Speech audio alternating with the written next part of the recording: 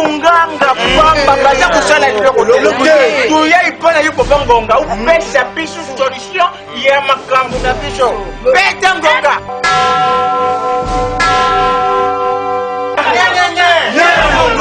ya papa ngonga ngaye ukosha makitro watu baswa imalonga isha papa ngonga bimi ape désormais chaque pourquoi tu n'es déjà qu'à Gonga ibeti yabo tozali poser marketing tozali poser promotion tozali poser journée ya solo onyeba information ya mbuka papa tu n'es déjà qu'à Gonga ibeti organiser kite mera ibe na ya kite papa Gonga yewa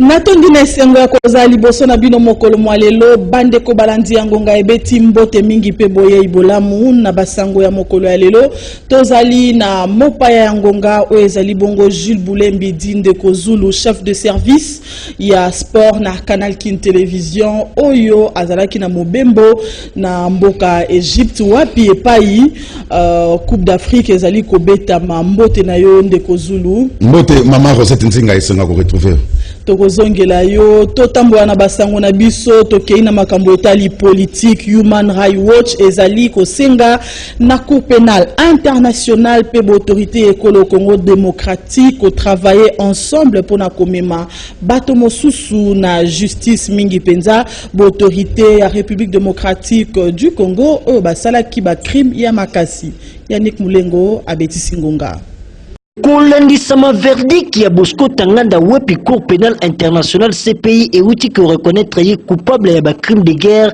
pe crime contre humanité na ba violation oyo esalemaki na 2003 na Ituri na est ya ekolo Congo démocratique de Human Rights Watch ezali ko senga na CPI pe autorité ya ekolo Congo démocratique osala elongo pona komema bato mosusu liboso ya justice ezali na bato oyo basali ba crime ya makasi na ekolo Congo démocratique mingi bakonzi esengeli bato wana basamba pe bazwa etumbu na bango esengeli koyeba ete Bosco Tanganda azali moto ya minei asamba na Cour pénale internationale pona ba crime ya makasi oyo esalemaki na ekolo Congo démocratique CPI elengeli mandat d'arrêt pona général Sylvestre Mudakumura commandant militaire ya groupe mosusu ya mapinga oyo mingi ezali composé na ba Hutu Rwandais pe basalaka mingi na ekolo Congo démocratique na yango Human Rights Watch ezali ko senga na autorité congolaise na lisungi ya MONUSCO kozwa ba mesure na lombango pona kokanga général Mudakumura pe ko livrer na CPI Human Rights Watch tango nyoso ezali ko senga na ba procureur oyo balanda na kana CPI ko fungola banquête na ekolo Congo démocratique pona kokanga ba responsable politique pe militaire ya ora ya ekolo Congo démocratique ngonga ebeti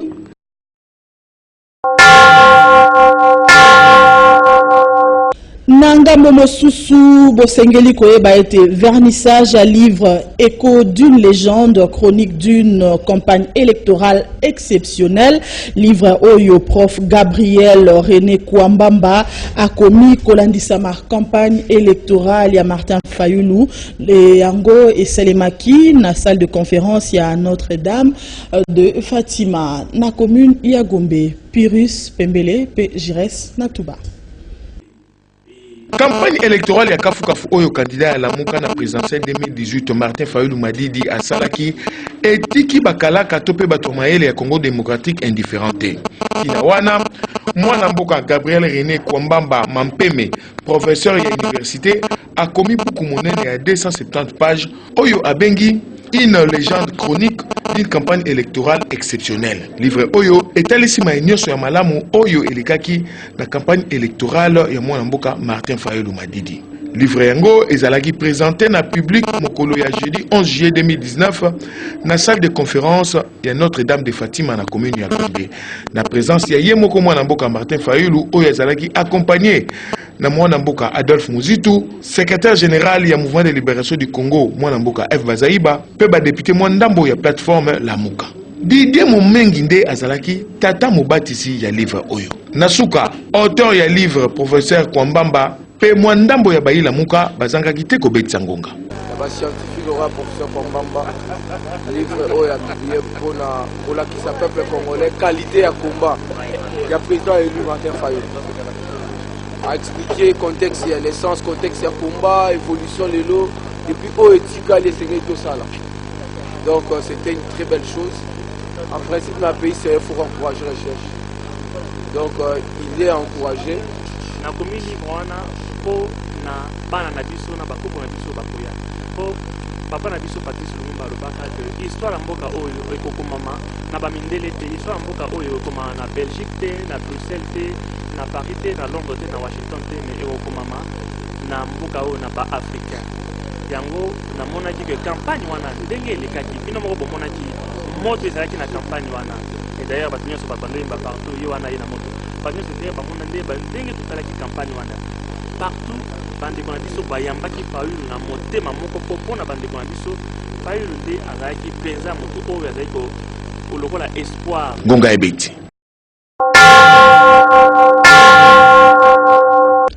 Bandeko balandi ne bandeli ya basango oyo to annonsaki bino ete tozali na mopaya ngonga oyo ezali bongo mwana mboka Jules Boulembi pardon di ndeko Zulu elongo na ye tokosolola mwa mai matali déroulement ya Coupe d'Afrique de Nations mingi penza na ngambo ya Baléopard ya République démocratique du Congo. Mwana mboka ndeko Zulu okoki ko lobela biso na mwa boku se déroulement ya CAN na poule A et pa iwapi ezwamaki Baléopard ya RDC. Merci maman à Rosette Nzinga. Ouais, ils solo to Égypte. Nzama salaki na biso et on tokene ba meilleur perdant RDC, Bénin, Afrique du Sud kuta Sénégal Motina Souka et puis Guinée Conakry. Pour le cas 8e de finale, il fallait tout croiser le faire avec l'équipe à Madagascar. Et ça là qui un certain dimanche na Alexandria Stadium, et ça là bas Congo Awa, et ça là Matadi, 280 km, 3 heures du temps en route.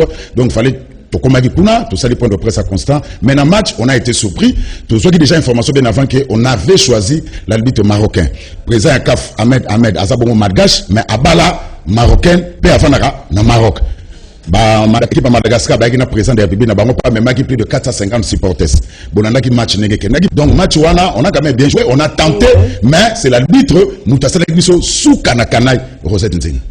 Ndeko Zulu okoki kolobela biso mwa moke ba aspect technique na o etali équipe ya Léopard. Il faut quand même cette équipe doit être il faut qu'on réforme l'ango quand même moké hein photo ka sonité photo ba Matampi doit laisser sa place net na bagarder Moussi Bolassier ba vitesse ça li sous-souté Youssouf Moulumbu pona ngai azonga na staff technique Asombalanga n'a pas brillé en tout cas a brillé que le moto on a regretté un Kabamba Kasongo ou abetara na Égypte non azabeta na Égypte suka za na Arabie Saoudite on a regretté l'avant-centre à tout puissant Mazembe Jackson Mouleka meilleur buteur ya na foot pour départ ligni pour Bolinga ça qui c'est lui qui yénem tazako ko défier babal pas Cédric Bakambu mais rôle wana Asombalanga a joué à côté mais chaque kitoko pas de problème mais il faut quand même qu'on réforme l'équipe pendant koko ça peut Mayasika pour te il faut pour Kalamingi il y aura ba éliminatoire il y a CAN 2021 et vous allez bon na Cameroun.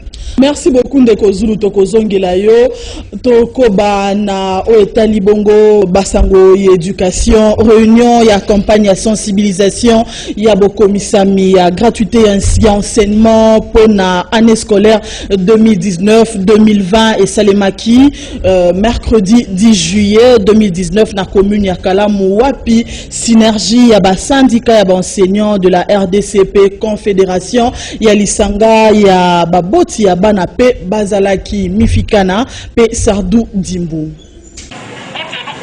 Nabokambe mi porte-parole Jean Bosco Pounande synergie ya ba syndicat ya ba enseignants école Congo démocratique elongo na confédération ya lisanga ya ba parents ya ba élèves ya ba école conventionnée bazalaki na réunion na siège na bango oyo ezwami na commune ya Kalamu mpona kosenga ete gratuité enseignement ya année scolaire 2019-2020 endimama wapi na kati basalaki rappel ete prise en charge ya ba enseignants et pa ya ba parents etamaka na église catholique uta 1923 atilelo et kokisi 26 ans na bilan moko négatif ya makasi na niveau ya bana. Bongo kolansama na engagement ya président école Congo démocratique na gratuité ya enseignement na kopesa makoki na mwana ya fonctionnaire molakisi policier militaire journaliste moteki ya kokende na école lokola mwana nyonso nde synergie ba syndicat na confédération ba parents bazwi mokano ya koloba boye. Donc sali mibu tukumi bale 26 ans si tukumi bale na sambo oyo to sali na bandeko na biso ba enseignant oyo te ko ba prise en charge ya ba enseignant par les parents. Biso moko ba délégué na bino to lobi boy to pesa ki memo na biso na bureau ya chef de l'état to na ba cahier de réception même na bureau ya premier ministre même na ba responsable ya église na biso que biso ba boti to moni que to lembi na kozwa ba enseignant en charge to sengi na gouvernement na biso azwa ba enseignant en charge parce que ba boti mingi bazali na makokite ya kofuta na ba école o bazo senga ba $600 ba $400 ba $300. Campagne yo to bandi pona ko yebisa ba parents bakeba pamba te mokonza mboka oyo ye apesi chance na mwana nyonso ya Congo oyo azali na âge ya scolarité akwa kokende na etelo na classe. Bongo a décrété gratuité ya enseignement. Kasi tozali kokamwa bitelo mwa moko moko babandi kosenga bongo epa baboti. Ngonga ipeti. Na santé, clôture et atelier revue à mi-parcours pour un projet de développement de système de santé et Salemaki na hôtel Béatrice Milouliango et ça qui clôturé na discours ya ministre ya santé Oli Ilunga Mifikana et Patrick Lusala.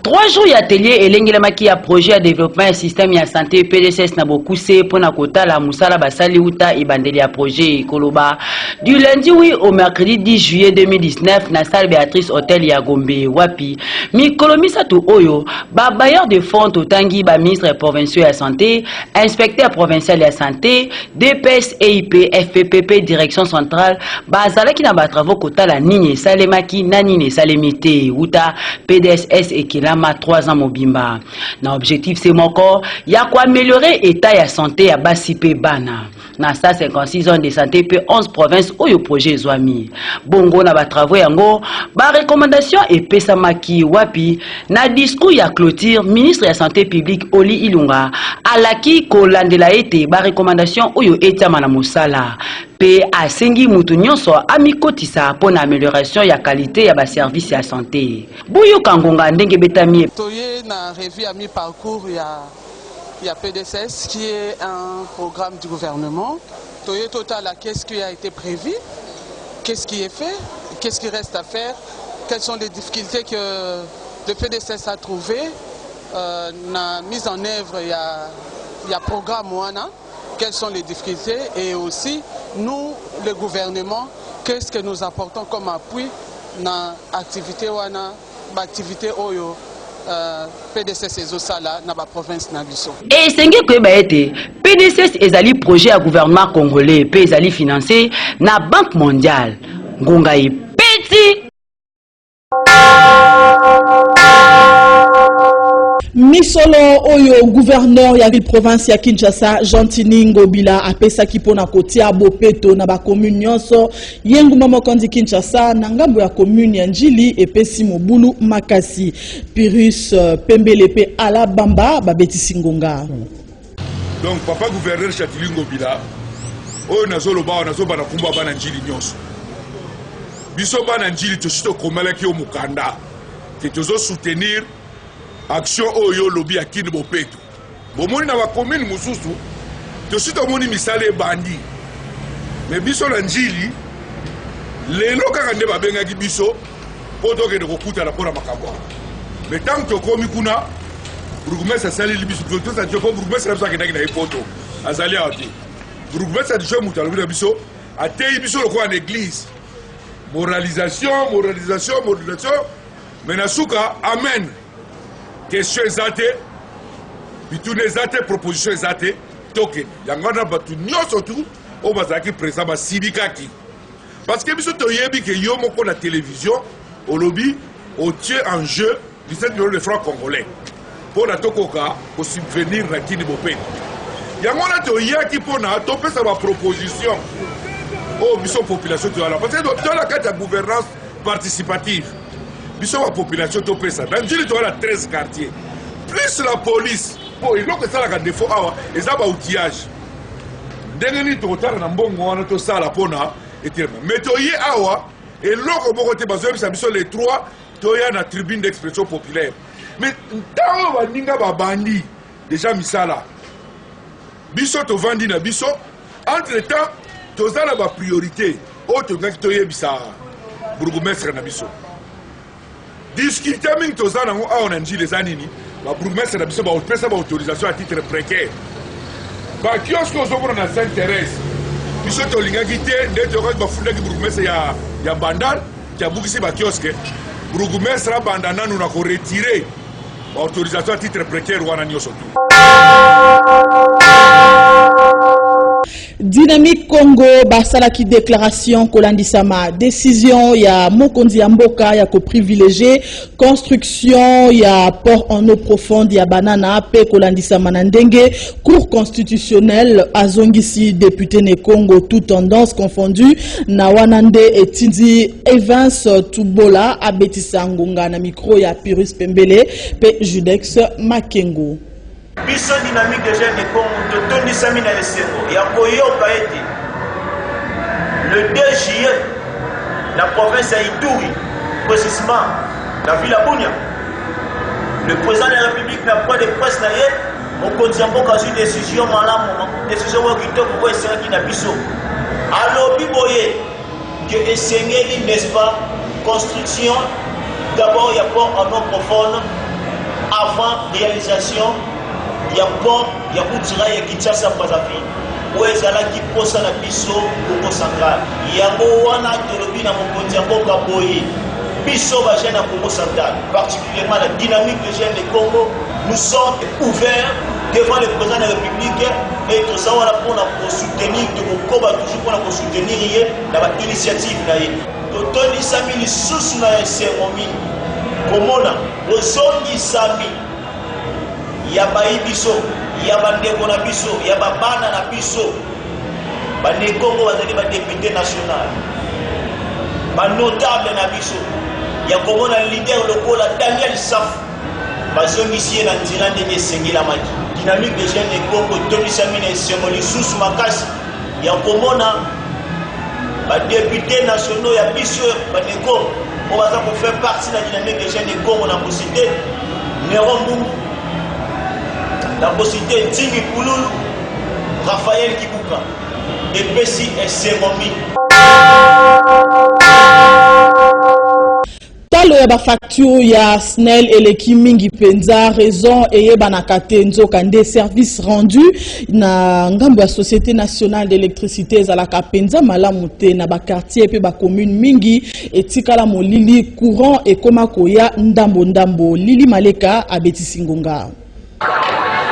Kinshasa etona molili lotiliki ekoma ya batu lelo na quartier oyo lobi na quartier okuna na pokwa ekeinga mususu na ba quartier mususu esalaka ata minute te eye na ba 1 heure po ekende na ba 5 heures kokende mo musika na ba commune ebele basala mikolo poso basanza kino bambula bamolaka lotiliki te bato esi bamesana na molili ba terme technique oyo ezalaka se po na SNEL bato bayeba yango lokola FEDER délestage départ unique kutanga kaka wana kasi ya pasi kokamwa ba facture ya SNEL ekomi likolo makasi koleka ta tango lotiliki ezalaka malamu nzokande service mabe biloko ya bato kopola misala ya courant ekufa kozikisa ba pareil ya bato nyoso wana SNEL akipaka yango te boyoka ndenge nkonga ebetami nkonga epeti.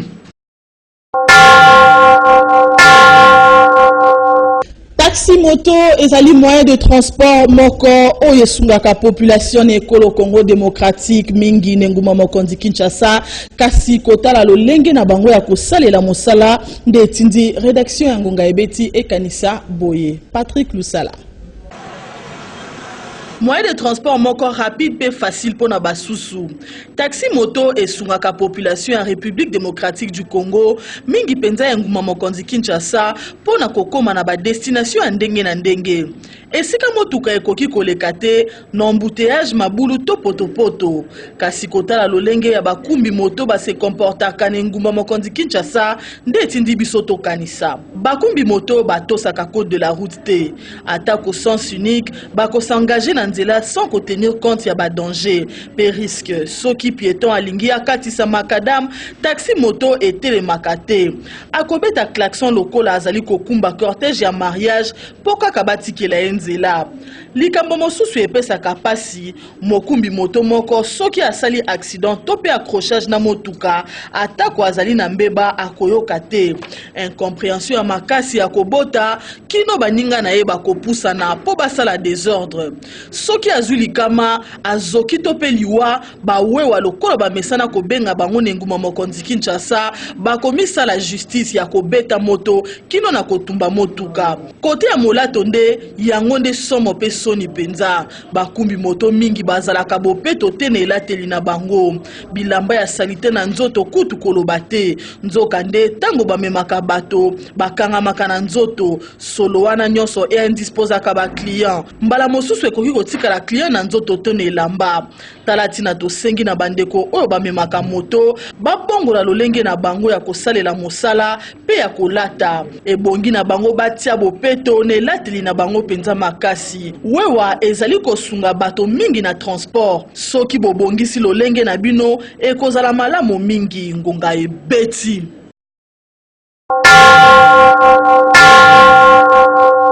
Bandeko balandi na rappelé bino ete tozali na mopaya ngonga ndeko Zulu pona kosukisa na yo tolobela bongo likambo o esalaki soni pe pasi komona bitumba o ebimaki kuna ba beti conseiller ministre et pas ya ba animateur ya Léopard koloba ete allié bango mbongo yom tozalaki sur place est-ce que misolo ebimaki pona bango conseiller ministre a détourné to bato o bakendaki kuna moto na moto azwaki misolo o esengelaki. Merci maman Rosette motuna moko ya malamu. Maman Rosette avana kota na motuna no rapidement pour temps ezamuke na kolobelo moko biso ba congolais to ça ba indiscipline. D'abord on a un exemple. Tolali na aéroport ya Kero airport. Tu es décoller vers 5h30. Il y a l'élo. Mais moni ba bis ezalaka boko ta na ba bus pour ekende ti na piste bo ba no kota na avion. D'abord ba tout temps ba kitina ba no wela pour no kota na avion. Donc ça n'en passe indiscipline à Makas. Deuxièmement, il faut dans l'avenir qu'on mette un peu côté la nan moi ba structure en gros moi ba oyo ba compagnie Léopard na ba compétition parce que indiscipline zaki mentalité zaki congolais place azali au c'est comme là ça on a désordre des ali nazongi na mutuna na ya conseiller chief ambaza conseiller ministre faut ba tubaye bake azalaki conseiller ya papi nyango lisanga bonganga tanga ye aza intérimaire lisanga aza na droite mibeko pikisiye pour a changer cabinet a ko changer cabinet ce qui gouvernement na plus exemple ce qui gouvernement ya sika ya ilukambe bimi wana ce qui aza par exemple reconduit wana nde a ko changer cabinet ce qui aza payé te mutumso akoya a ko changer cabinet donc ce qui aza intérimaire tu ne peux pas changer les cabinets conseiller type pamba bazalaki équipe d'avance. Basaki équipe d'avance, yé, président Bonina, secrétaire général à sport, pour bien côté la place, la délégation, Bakolala. Kotona, il n'y avait pas de problème. Personne n'a qu'à la délégation, là, les bandes à sa tête. Nous sommes là, conseiller, Pambaba, Sala, Yangwana, Likametali, Kouloué, Babis, Bobo Kende Stade, Babis, et Zalawana, malgré que Kotona paie, moi, retard, mon quai, Zalaki, mais ils ont Zalawana, moi, coupé Sabatike, ils ont Zala, on a le Wana, conseiller, Tifinem Tazagi, qu'on s'occupe d'un. Beaucoup de pays, à sa conseiller financier, asa ko demo na mona déjà ba animateur ba ko kanele déjà banakal o $200 tala ba petit ba animateur ba petit na ngato soleil na bango soki lelo ba bagage na biso yete eza dépassement ya avion c'est le sukula ki antabat kato na bango ali bosoki mbongo te tolo ba suko vérité mbongo nini mutu moko soki na délégation ce n'est pas bien oh mieux ce temps là na ordre de mission azui mbongo na. Je vous donne un exemple pour terminer. Il y a eu une ordre de mission 32 journalistes. Mais on s'est retrouvé là-bas avec 56 journalistes. Bonjour Lissangasani. Parce que le gouvernement congolais a dit que nous avons fait attendre. Nous avons côté à journaliste. Il y a presse. Nous avons attendre. Mais on s'est retrouvé là-bas avec 56. Ah, bon voilà, c'est aussi un problème. Et ça peut être quelques dirigeants. quelques dirigeants. Et ça, penser sangoté, ça veut quelques dirigeants, au bas du bon à l'État, ne va qualité. Devant ces dilemmes, Bounel Isanga Bonganga Asalani. Bandeko Balandi Toleki na page promotionnelle.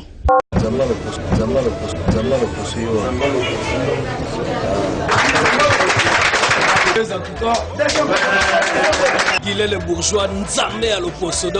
Docteur Guilain le bourgeois, Naza déjà de retour na Katakil. Nayo dénoncé ba charlatan, ba te belé, ba zobe sa domaine de dermatologie et esthétique. Oh ba ebe mutu na makoloté. Alors docteur Guilain le bourgeois Nazali dermatologue esthéticien de formation. Naza charlatan te. Na mutu na tangi na yekoli nazo ba formation. Au cas moment na mutu so noté ka ndunda soit pondu, mutu so mo nazali mama nganga beta tanga ngame ba koti na dermatologie na esthétique. Oh ba ebe mutu na makoloté. Tant que leader en dermatologie esthétique, docteur le plus célèbre, le dermatologue Guilain le bourgeois, docteur international na outi Angola, na traitement en Angola pas mal. Ban Angola ba biki, ba tampon na bango, ba nduta, ba cancer de peau, o ba ngi mabumine ne sili. Docteur Guilain le bourgeois, étant que des professions, étant que spécialiste, ba traitement na ezali sans risque, ezali sans inconvénient. Puisque naza du domaine, naza muto nazo traiter batu maladie à peau, batu zo bika.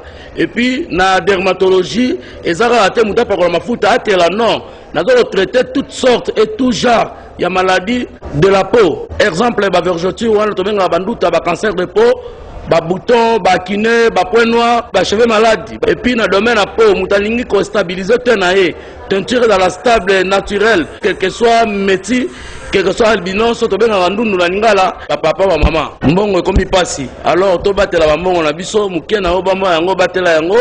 Kokeboaka mbongo na batalukuta te, na ba copier te, na ba suiviste te. Adresse na ngai bali na Arebetani na boulevard Lumumba, avant comme à Wenza Liberté. Otuni mwana muke mukolo clinique à Docteur Guilain le bourgeois, centre où ça reconnu ba relaxa yango wana.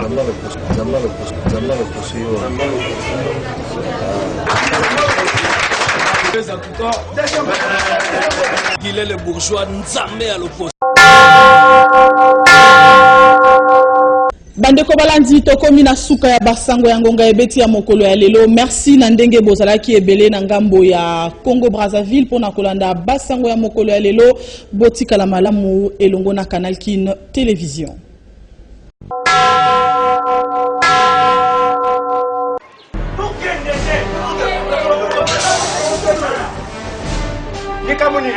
Baja kunganga pamba baja kusala kiloko tuya ipona yuko ngonga upesa pisu solution ya makambo na biso beta ngonga